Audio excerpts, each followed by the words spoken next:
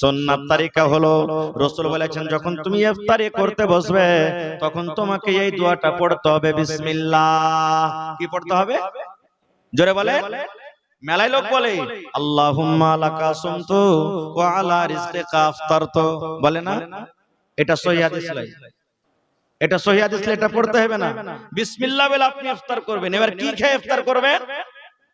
আল্লাহ রাসূল বলেছেন সুন্নাত তরিকা হলো এই, তুমি ইফতার করতে বসবে তখন বিসমিল্লাহ বলে একটা মুখে খাজুর দাও, খাজুর দাও, ছহাড়া দাও, খাজুর দাও।